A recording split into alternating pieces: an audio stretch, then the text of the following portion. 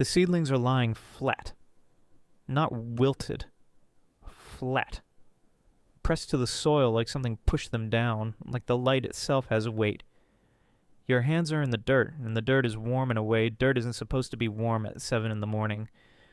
Warm in a way, that means something has been pouring heat into it since before you woke up, before the sun was even fully risen. And you cannot explain it. You cannot name it. But your body already knows before your brain does. This is not a drought. This is not a fungus. This is not anything with a name in any manual you have ever read. The sky above you is completely clear. That is the problem. 11 weeks before. You have been farming this land outside Bordertown, South Australia since you were 19 years old, which means you have been reading the sky for 26 years. You know what a dry sky looks like. And you know what a burning sky looks like. And you know the difference between a season that wants to kill your crops and a season that is simply indifferent to them. You know the smell of the soil before a good rain. That specific mineral exhale, petrichor, that reaches you before the first cloud even forms on the horizon. And you know the smell of the soil after 3 weeks without water, which is no smell at all. Just heat and silence. That November the sky looked right. By every measurement you had, the barometer on the kitchen wall, the forecast on your phone, the long-range seasonal outlook from the Bureau of Meteorology that you checked every Sunday. The summer was going to be hard, but manageable. Dry, hot. The usual. You had planted accordingly drought-tolerant wheat varieties in the north paddock, a reduced canola plot to the east, and the vegetable beds nearest the house covered with shade cloth as a precaution, the way you always did when the UV index was forecast to run above 10 for more than a week. The shade cloth was a precaution. That was what it was. Something you did the way you locked the ute at night, even though no one for 40 kilometers would have taken it. Habit, not necessity. Your daughter Maya had helped you put it up the weekend before she went back to school in Adelaide. She was 22 and studying agricultural science, which meant she spent half her visits home telling you things you already knew in language you didn't recognize, and you loved her for it. She had stood on the second rung of the aluminum ladder, feeding the cloth over the frame, and she had said, "Dad, have you been following the ozone news?" And you had said, "The hole's been there since before you were born. We're still here." And she had laughed and said, "Yeah, I know, but the readings out of Casey's station in Antarctica have been..." And then your phone had rung, and it had been the water carrier about the tank delivery, and by the time you were off the call, she had already moved on to asking about dinner. You have thought about that sentence every day for 11 weeks. You have run it forward and backward. You have tried to remember exactly how she phrased it. The readings out of Casey's station have been... Have been what? You don't know? You didn't ask. The Papadimitriou family farms the property that borders yours to the west, 1,200 acres of mallee scrub that Stavros has been slowly clearing and converting to mixed grain for 15 years. He is a slow, methodical man who double-checks everything and trusts nothing. He hasn't verified himself, which in the farming business means that he is either going to outlast everyone or be the last one to see it coming. His wife Elena makes bread on Fridays and leaves a loaf wrapped in a brown paper bag on the post at the property boundary, which you pick up when you check the fences. She has done this for 9 years. You have never once asked her to. You have never once thanked her in a way that felt proportional to the gesture. Their daughter Petra is 12 years old and collects the shed skins of blue-tongue lizards, which she keeps in a shoebox sorted by size. She had shown you the collection 2 summers ago, very seriously, explaining each specimen the way Maya used to explain her science homework. You had listened the same way you listened to Maya, not always following the words, but following the pride behind them. The first wrong signal came at the end of week 1. You had walked the north paddock at dawn. The wheat was 3 centimeters up, which was on schedule. And by midday it was lying on its side. Not the whole paddock. The parts under shade cloth were fine. The exposed sections were flat, the leaf tips bleached to a color you had never seen on a living plant. Not yellow, not brown, but a pale, almost silver white that looked less like dying vegetation and more like something had removed the pigment surgically, extracted the chlorophyll from the cells and left the structure behind. Hollow. You pulled a seedling. The roots were intact. The soil moisture was correct. No fungal infection, no insect damage, no chemical burn pattern consistent with any herbicide drift you had ever seen. You photographed it and sent the image to the agronomist in Keith. He called you back in an hour and said he'd never seen anything like it either, but probably heat stress, keep the irrigation up, see how it looks in a week. You kept the irrigation up. In a week, everything that wasn't under cloth was dead. You stood in the kitchen that evening, the window over the sink facing west, the last light coming in flat and orange across the paddock, and you did the thing you do when you don't know what you're dealing with yet. You got very still, and you went through the list. Not panicking. Listing. The way you check the engine before you call the mechanic. Starting with the most obvious and working outward. Water, correct. Soil chemistry, tested, normal. Fungal disease, no visible signs, no pattern. Herbicide contamination, no source, no pattern. Heat, above average but within documented tolerance for the variety. Insects, no damage signature. Sunlight. You stopped at the sunlight. You looked at the window. The light coming through it looked the same as it always did. But the seedlings under the cloth were alive, and the seedlings without it were dead. And the only variable between them was what was above their heads. Here is what happened to the sky above the southern hemisphere across the 18 months before that November. And here is how you piece it together, slowly, over the weeks that follow, from fragments. A radio broadcast in the Ute, Maya's panicked calls from Adelaide, a PDF from the Department of Agriculture that uses language so careful it says almost nothing while implying everything. The Antarctic ozone layer did not thin on schedule. It cascaded. A stratospheric warming event at the previous July had fractured the polar vortex. The circular wind pattern that normally contains ozone-depleting chemistry above Antarctica, and released a pulse of halogen compounds, primarily bromine and chlorine radicals, into the mid-latitude stratosphere. Bromine is approximately 60 times more effective at destroying ozone than chlorine per molecule. The pulse was enough to start a chain reaction in the lower stratosphere above 40 degrees south latitude that the models, built to track gradual depletion over decades, had not been calibrated to catch. By September, ozone column density above southern Australia had dropped to levels previously recorded only directly above the South Pole, at the peak of spring depletion. By October, it dropped further. By mid-November, now, the UVB radiation, reaching ground level on a clear day in South Australia, is roughly equivalent to what you would receive standing on an open Himalayan plateau at 5,000 meters altitude.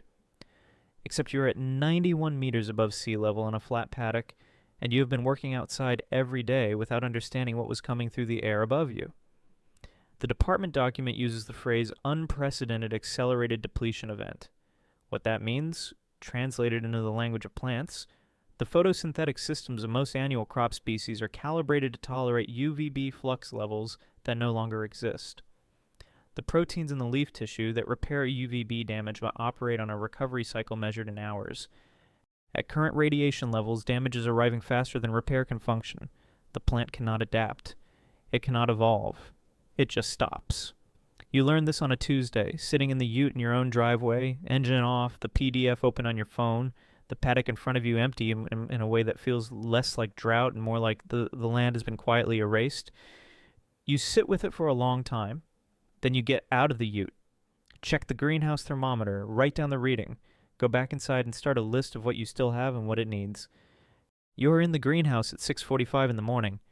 The seedlings you moved inside 2 weeks ago are alive, which is the only alive anything on the property right now. 76 trays of mixed vegetable seedlings under double-layer UV filtering polycarbonate, the panels you had originally bought for a shade house extension and never installed, now the most valuable material on the farm. When you hear Stavros' Ute come down your track faster than Stavros has ever driven anything in his life, he is out of the vehicle before it fully stops. His face is a color you have never seen on it. Elena is behind him. She gets out more slowly, and when you see why, something in your chest does something that has no name in the language of farming. Petra is wrapped in a bedsheet. Her forearms, where you can see them, are red in patches. Not sunburn red, not the red of a child who fell asleep at the beach, but a deep reactive red that has started blistering in lines along the outer forearm where the skin is thinnest, the kind of tissue response that means the body has been trying to signal damage for longer than anyone noticed. She'd been outside every afternoon this past week, Stavros tells you, his voice doing something strange in the middle of sentences, his English breaking down at points where it normally holds. She had been collecting lizard skins along the fence line. An hour, maybe 2 hours each afternoon. No hat, no long sleeves. Why would there be? It was spring. It was normal spring. There was nothing to warn against. He does not say, I didn't know. He doesn't have to. You look at Petra. She is looking at you with an expression that is trying very hard to be calm and not quite managing it. You recognize that expression. You have worn it yourself on days when the bank called and Maya was in the room, and you needed to not be what you were. The nearest hospital is 110 kilometers north in Murray Bridge. You know this, but you also know what Stavros knows and cannot bring himself to say yet. The roads between here and Murray Bridge are open roads, the ute has no tinted windows, and Petra cannot be in direct light right now. The next 6 hours are going to be the highest UV index period of the day. Your greenhouse is the only enclosed UV filtering structure within, as far as you know, 40 kilometers. 76 trays of seedlings are in it. They are the only food crop alive on your land. They represent, you have done this calculation more than once, approximately 60% of what your family needs to get through winter if the collapse continues, which the department PDF, in its careful language, strongly implies it will. You cannot grow more outside. You cannot source more from suppliers who are themselves watching their open fields go silver white. The greenhouse cannot hold Petra and the seedlings without moving trays. The UV filtering depends on keeping the panels sealed, and the structure is not large enough for a person to lie down comfortably among the trays without displacing some of them into areas with less coverage. Move trays to make room for her, and some of them go into the lower coverage zone near the door. You don't know exactly how much damage that does. You know it does some. Don't move them, and she stays in the house. Standard window glass, which filters approximately 50% of UVB at current atmospheric levels. Not enough. You know this now, in a way you cannot unknow. Stavros is watching your face, not asking anything. He is not a man who asks for things. He has never asked for anything across the 20 years you have farmed beside him, and that fact right now is the cruelest detail in the entire morning. You look at Petra. She has a lizard skin in her hand. She must have been holding it when they left, small and translucent, papery between her fingers. And she is holding it the way children hold things when they need something to do with their hands while the adults make decisions above their heads. You run the numbers. The seedlings in the low coverage zone will sit under elevated UVB for however many days Petra needs to be in there. Days plural. Murray Bridge is not reachable today, and you don't know yet how many days it will be. The crops are winter. Petra is 12 years old. The blistering on her forearms will get worse before it can get better.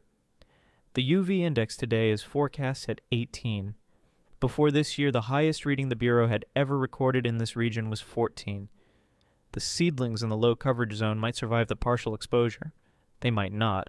You don't have enough to know. You are a farmer, not an atmospheric scientist. 26 years of farming, and you have never once been asked to know something that farming didn't teach you. And today, in this doorway, everything you know is not enough. You look at your own hands, then at Petra's forearms, then at the trays. You open the greenhouse door.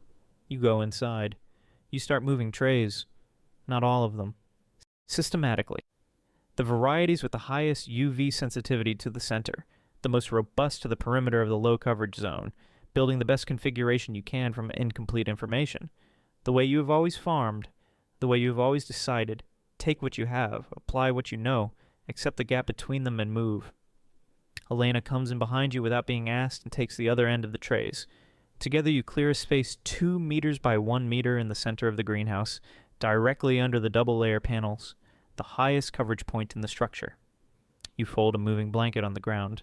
Stavros carries Petra in. She looks at the seedlings as she lies down, close enough that if she reached out she could touch the nearest tray. She doesn't touch anything. She is very careful. You notice that she is trying not to be a problem in a space where she can see she might already be one. She says, "Are these going to be okay?" And you say, "Yes." The same tone you've used with Maya, the same weight behind it. Not a lie exactly, not the truth exactly. The only thing available in the space between them when someone who trusts you needs an answer you cannot fully give. You step back outside. The sun is fully up now. You can feel it on your forearms. Not a heat. Pressure. Something in the quality of the light that has shifted in a way that has no name in 26 years of standing under it. Your body clocks it before your brain does, the same way it clocked the warm soil 3 hours ago, the same way it has always known before you know. You pull your sleeves down. You stand in front of the closed greenhouse door. Inside, Petra is lying on a moving blanket between your seedlings. Some of those seedlings are now in positions you would not have chosen. and what that costs you. You won't know for days. The not knowing sits in your chest in the same place everything sits when the season turns. Not panic, not collapse, but a kind of heavy arithmetic with no final answer yet. So you carry it forward. You take out your phone. You call Maya.